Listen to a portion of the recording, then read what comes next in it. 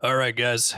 LeBron has signed, and I can finally do this. In the regular season, like 90% of the games that I watch are on League Pass the next day because I can skip all the downtime, right? So I end up watching everybody anyway. This is more so who do I enjoy watching the most live, or who do I anticipate I will enjoy watching the most live for this upcoming season? Sometimes it doesn't age well. Also, there is a sponsor, and if there's a couple of parts of this where my mic sounds a little off, I'm sorry. The Sixers are definitely the team I'm most excited to watch for the first like 10 to 15 games of the season. And then after that, it's going to be a question of, besides Embiid's health, of course, and LeBron's. For watchability, it's just going to be what is the flow on offense? How often is the ball zipping around? And how much communication is there on defense to where they don't get beat on too many like backdoor cuts or just leaving three-point shooters wide open, that type of thing, right? And so it's how much is LeBron the ultimate glue guy while putting up probably like 17, 18 a game? I wouldn't be shocked if LeBron was under 20 a game this season. Can Jalen and Embiid develop their two-man game beyond just simple screens? Maxey, LeBron, like two-man games like Maxey ghost screening for LeBron or whatever. And hopefully it's not just too much of like Jalen, Maxey, or Embiid just kind of ISOing or facing up around the free throw line. It's going to happen some, but we don't want it to happen too much, right?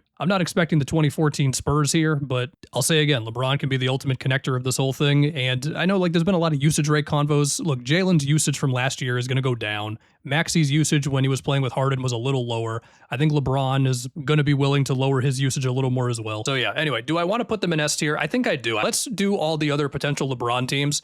Cleveland.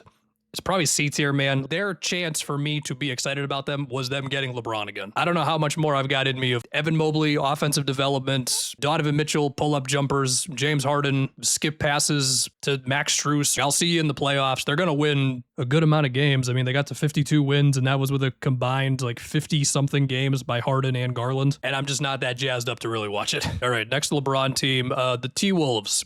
I'm very excited for the T-Wolves. I might put him in S tier. LaMelo, I mean, he's got to be healthy. We'll see with the ankles. But LaMelo is just, he's such a show. And I think that it's going to make the regular season for this team, as of right now, way more unpredictable. Because the regular seasons for this team, even with the playoff runs, especially this last season, I mean, it was a drag, man. It's like way too many tough Ant or Randall jumpers late in games. LaMelo's going to take some bad shots, I understand. But I think he is just going to inject them with so much energy. I mean, Ant should get some more catch and shoots. Gobert's going to get lobs. Jaden, Io, they're all going to get shots from LaMelo. Maybe I'll talk myself into S tier for them as we go. Why did I have the Wolves as the third LeBron team? They were never even really a LeBron team. Another potential LeBron team. Jimmy's out for a while. Moody's out. Porzingis, we know with him. Warriors fans hate pods. Guy Santos is nice. And watching Steph just fly around off ball and freak out defenses and take a whole bunch of tough jumpers, of course, that's still one of the best shows in the NBA. And hey, watching Al Horford make those threes versus the Clippers in the play-in game, that was a great time. But with Jimmy's injury, it could be kind of rough, man. Who are the other LeBron teams? I'm already forgetting. Oh yeah, Miami. I'm feeling A tier on Miami. It could be S tier. It's definitely going to be S tier for the first like 10 or so games, to be honest. Maybe it's the depth that's just holding me back from S tier. I mean, Pelle Larson's a very nice connector. Hardaway's going to make big shots. Bucks fans were not super high on Bobby Portis by the end there. Jovic ends up being like one of the biggest X Factor guys in the league, but he's got to bounce back. And then as far as the starters, I think the thing I'm wondering the most is how much of last year's offense are we still going to see with Giannis? Because you remember Jaquez was getting a lot of drives versus like a backpedaling defense or just a floor that was spaced out. And of course, Giannis can just wreak havoc in those situations. He's going to juice up the transition a lot. And enough has been said about the defense. I mean, I'm picturing plays of like Bam switching onto a guard, and then Giannis is still down there to help with rim protection, and then Davion's going to be like swiping on a ball handler driving or whatever. Maybe I'll talk myself into S tier by the end of the video. Just right now, my gut feeling says A tier. Probably C tier on the Rockets. Houston's got to win me back, man. What might even be worse than the KD double teams that they couldn't figure out, and the Şengün trying to wrestle match his way to some buckets, and and Ahmed having to do more playmaking, and Udoka hating Reed Shepherd, but also he's like, I got to play this dude anyway. They just felt like a bunch of individuals who just happened to be on the court at the same time together. And Fred's going to come back. I understand. Steven Adams is also going to be back. They got Marcus here now. Maybe I'll go in alphabetical for a little bit. Atlanta's just a bunch of guys. You've heard of all of them. They're all good. Screenshot of last year is Nikhil just taking jumpers when he has the ball for like a quarter of a second. CJ is going to be your methodical, not leader of the offense, but big shot taker. Jalen Johnson is going to rebound. He's going to make plays. He's going to run in transition. He's going to also possibly lose guys on backdoor cuts or whatever. Okongwu's taking threes. Competent NBA players without one specific thing that like really, really draws me in, unless Jalen Johnson has like some crazy scoring jump. Or Kingston Fleming's is just that dude right away. Dyson's going to get a crap ton of steals. Lou Dort's going to be annoying on the ball. But they're just kind of a bunch of dudes. I don't know how else to put it. Anyway, my Celtics. And I can't accurately do this one. I don't know. I'm watching every game live. I know why they did the deal. I wish the results of one of my favorite players ever being gone wasn't Paul George, but here we are. I am ready for more Jason Tatum playmaking. I'm ready for more Derek White transition defensive plays. Pritchard sometimes looking like he can't miss on any tough threes, and other times it's like, bro, can you just swing the ball one extra time, please? I'm also ready for the Mitchell Robinson passive aggressive posts on Instagram or whatever. Like Celtics fans, that stuff is coming. Take it from Knicks fans, just ignore it. And Ugo, I'm going to need Ugo to get to like, I don't know, 10 points a game on some real 3-point volume. Anyway, they should be pretty good. The Nets, are they C tier? Are they D tier? Look, it's MPJ, Julius Randle hoops, okay? You got to know what you're signing up for here. Is Joman's development as well as Michael Brown right now exciting enough for me to really be choosing to watch the Nets live this season? Like, Jordy Fernandez definitely helps things. I don't know, it's feeling like D tier. Look, I'm going to keep tabs on Michael Brown. And we'll see if Joman is scoring besides shooting threes. Although, hey, you got to give it to him. You got way better from three. All right, the Hornets. Pre-LaMelo trade, I would have been ready to put the Hornets up here. Now I feel like B, possibly C. I'm going to go B for now because there's still a lot of players here I like. Naz Reid, watching a big at his size take the threes that he takes and go off the dribble the way he does, that's just a good time. Khan is still going to be flying around off the ball. I'm definitely interested to see Brandon Miller's development. I do fear that we could be in for like a little too much Kobe White. Diabate was honestly one of the most fun role players of last season, like when he really started affecting teams defensively like that. But B tier is B tier. The Bulls, this might be the highest rating I've ever given the Bulls.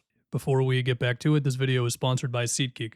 So I didn't even know that the Celtics, they're playing the Sixers twice in preseason. Do you think Jaylen Brown's return to Boston would be before the actual season starts, or would Philly just not play him for that game? If they did play him, would we all just have to pretend like it didn't happen? I don't know. But if I wanted to see Jaylen return to Boston this season and also have LeBron with him, then I would use SeatGeek as I have before, and it's always been good. With over 28 million downloads, SeatGeek is the #1 rated ticketing app. There are over 70,000 events listed on SeatGeek, from sporting events, concerts, festivals, all kinds of things. And you can use my code FunkyDiabetic10 for 10% off your next order at SeatGeek. SeatGeek rates deals on a scale of 1 to 10, so you know you're getting a good deal. Look for the green dots. Green means good, red means bad. Every ticket is backed by their buyer guarantee. Make sure to click the link in the description to download the app and have the code automatically added to your account. One more time, FunkyDiabetic10, 10% off, SeatGeek. We gotta wait a while for more basketball, guys, but hey, it always goes faster than you think it will. A lot of it is Caleb. I mean, the fact that he walked into Summer League as confident as he was from three, and also just the quotes that I've seen so far, like you love all of them. He just seems like he's competitive, very hardworking. We're going from Billy Donovan to Tiago Splitter, so we'll see. I mean, Donovan had them at the second highest pace this past season, and Caleb and Modest and Giddey just running the floor. That just sounds like a fun time. Now, how good are they actually going to be? I don't know. They'll probably win like 30-something games. I do think there could be some times when the half-court offense is a bit of like, we don't know what to do right now. And then with Claxton, Powell, Okoro, and Trey Jones, they got some vets. You need vets, so when your team plays bad, they don't play super-duper bad. You know what? Let's do some of the other top picks while we're here. The Grizzlies. It feels like a lot of these are going to be B tier for me. I mean, I'm all in on Cam Boozer. I've mentioned the skip passes enough. Just offensive energy he's got. Like, he doesn't want to just stand there on the wing too much. Like, if he can do it. Like, he can drive off the catch. He can make a three. But he's really just trying to create something, whether it's a scripted play or not. If Zach Edey is healthy, those two do seem like a great time. I think around those two, listen, Scottie Pippen Jr. is cool. My dream of Jalen Wells being more than 3-and-D guy, although that might just be out. Cedric Coward getting some stuff created for him from Boozer sounds nice. And then we got Cam Spencer, he's going to make threes and he's going to yell at guys. You know what I want in the first Grizzlies game? I want like 3 Cam Boozer lobs to Zach Edey. The Jazz, Darren Peterson. This also feels like B tier. I mean, look, Will Hardy, the guy can draw up some good sets to get Markkanen catching the ball on the move. Keontae, like the flashes from the first couple of years became way more consistent last season. He got to the rim more. And now we have Darren Peterson, where, look, I understand Darren, he definitely put up some tour date games in Summer League, and the turnovers were what they were. But also, he's not going to have to create as much out of nothing for this team. And even so, the plays where he put it together, Jaren, I just don't love watching Jaren Jackson play basketball. Like, it's just a bit too clumsy on offense. I can appreciate the help defense and all that nice stuff, but the times of him like sizing up his defender, and he'll do like these crossovers where the ball's like way out in front of him, and then he might go into a spin move, and sometimes it's really graceful and cool, and other times it's just like there's just a bunch of bodies crashing into each other. But yeah, I'd like to welcome Lauri Markkanen back to the actual NBA. Probably should have mentioned DeBonsa earlier. It's going to be B tier. There's some volatility between really just how much chemistry Trey and DeBonsa have off each other, but assuming teams just can't keep AJ out of the paint, then it feels B tier, which is the highest for them in a while, I would guess. Offensive jump that Sarr took in year 2.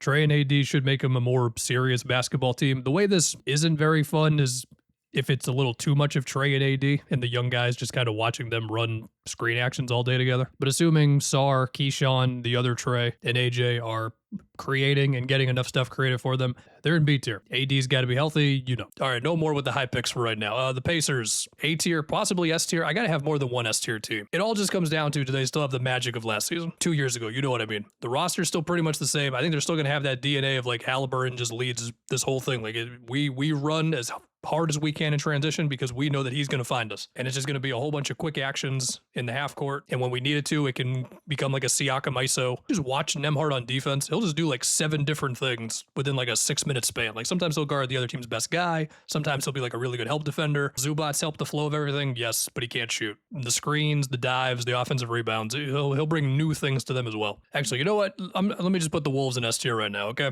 All right, you know what? Let's do the Lakers now. I am pretty excited to watch the Lakers this season. The Thibault and Zaire Williams pickups, they're cool. We'll see if Thibault's healthy. It's going to be heavy Luka ball, I understand. We're now entering the 3rd season with Luka on the Lakers, the 2nd full season. There's something about just wanting to see in real time if this whole thing that we lost our minds over is really going to amount to what you could have dreamed of as a Laker fan when it happened. Now with the Thunder and the Spurs existing in the West, not me saying that I'm picking the Lakers to make the finals this year or whatever, but I do think as I watch Luka dribble a million times this season and make skip passes to like Grimes and Mamu and lobs to Kessler, I guess it's me searching for the signs that perhaps they're like one move away with whatever assets they have left. And at the risk of going Skip Bayless on you, I want to see Walker Kessler deal with the pressure. I mean, they gave him this contract. They traded all these picks for him. He has to be the best possible version of himself. And I feel like Kessler's got to average like 16 and 11 and be an all-defense guy. Is it possible that the Nuggets have actually fallen to B tier for me? I mean, they lost Samora with Murray and Jokic being guarded by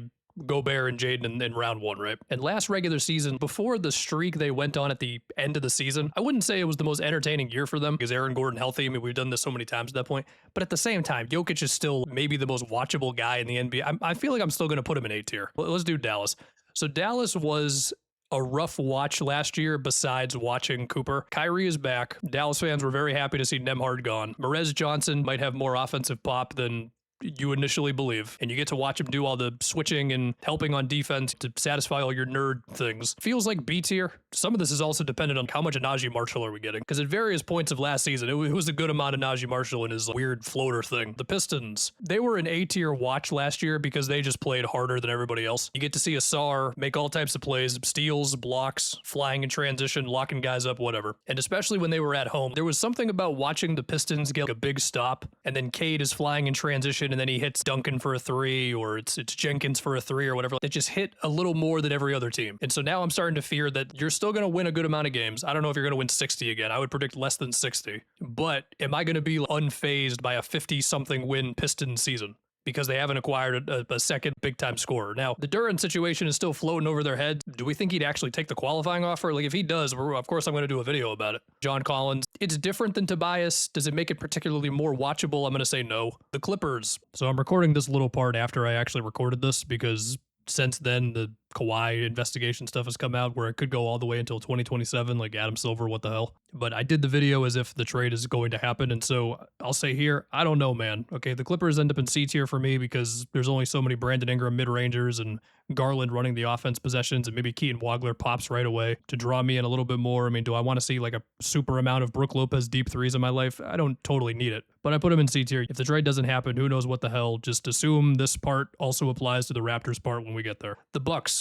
Has Braden Burries done enough for them to not be F tier? I mean, look, it's going to be a Ryan Rollins, Braden Burries offense, and a Tyler Hero offense. I should say that. He is here as well. Like, Hawkes is going to be attacking the rim. Khalil Ware is going to have more of a runway to make mistakes. Like, it's things to talk about. Is it stuff that I really just want to, like, sit down and be like, let's do this. Milwaukee Bucks basketball tonight. Miles Turner threes and the Ryan Rollins green light. Like, I'm not sure I can get there. Maybe Taylor Jenkins just makes him a more entertaining product. Are the Pelicans F tier? Are they an eyesore to watch? I mean, the vibes certainly are. I mean, just seeing Zion at this point, and I did a whole video last year about like part of the offense really is he, because he'll go through stretches where he just doesn't get the ball at all. It feels like talking about Trey Murphy is more interesting imagining him on other teams. Derek Queen had his moments last year, but he wasn't even starting at a certain point last season. He didn't start, and then he did start, and then he came off the bench again. I think it's going F tier for the Pelicans, man. Okay, the Knicks. We're going to go S tier on the Knicks. How many games do we expect Mike Breen and Clyde to do this year? Because Clyde, look, he's getting up there in age. And then, of course, Mike Breen's got the national games. But when they're together, it's the best broadcast crew probably of all time. But we all know just a switch flipped in the middle of that Hawks series. And since then, the vibes, the ball movement, the defensive communication has been great. OKC.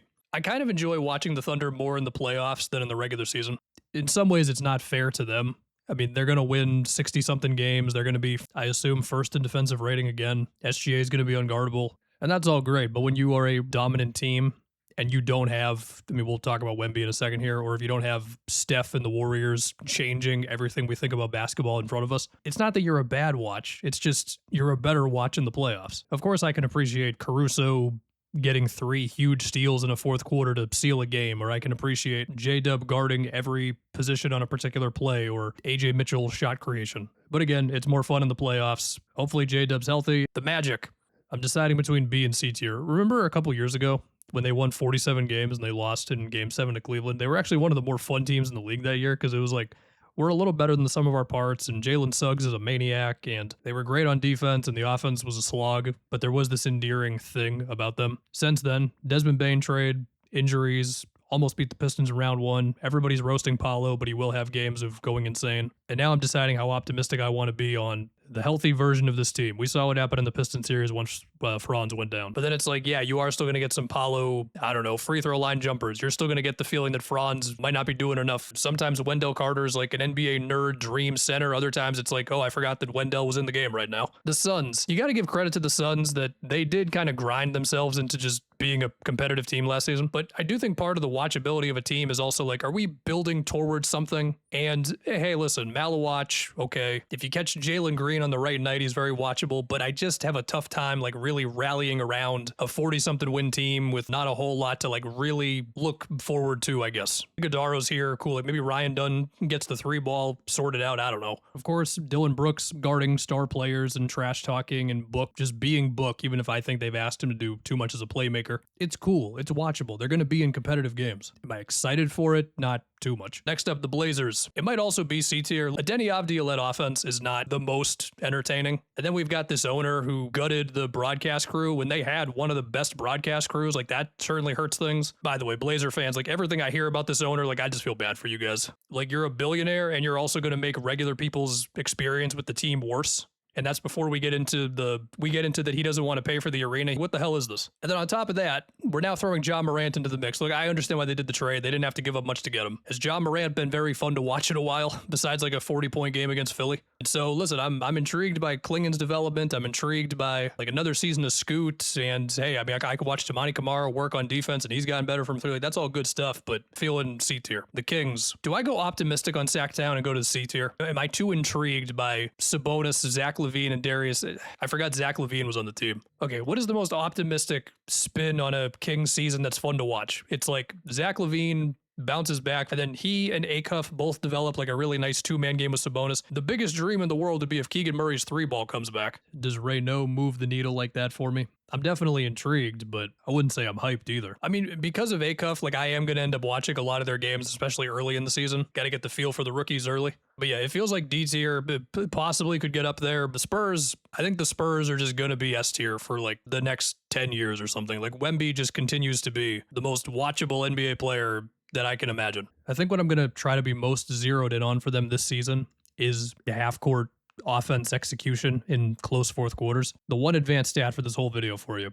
They had a 111 offensive rating in the fourth quarter in the playoffs, which is actually like 10th in the whole playoffs. Now, that might just be really affected by just a couple of those Knicks games, but it is something to note that for the team that lost in the finals, there were many teams that had a better fourth quarter offensive rating in the playoffs than them. We all want to see more of Harper. Wemby, self-creation, specifically against guys that he can't just kind of move out of the way. And for what it's worth, they got some Tobias Harris 12-footers that are probably going to help him out a little bit. And finally, the Raptors. It feels like an A tier for me. Again, I don't know what's going to happen with Kawhi, but if he is here, then I look forward to watching this a lot because it's just going to be defense and transition and playing very hard. CMB and Scotty are going to be menaces. Shed, the same thing. Alan Graves and Jacoby could do it as well. I know that Quickly and RJ and Pirtle are here, and Pirtle will see. RJ, I mean, his drives were very, very important last year for this team, and Kawhi's just simply better than Ingram. I feel like this was a very predictable one for me based on everything I've said about the Raptors this offseason. It's just, we'll just see what happens with Kawhi. I don't know, man. If the trade would actually get rescinded, then they would drop down to B tier for me. All right, now we just review a little bit. I think I am going to move Miami up. I'm going to move Orlando down to C tier, and maybe now we're good. Sorry for any bad takes, guys.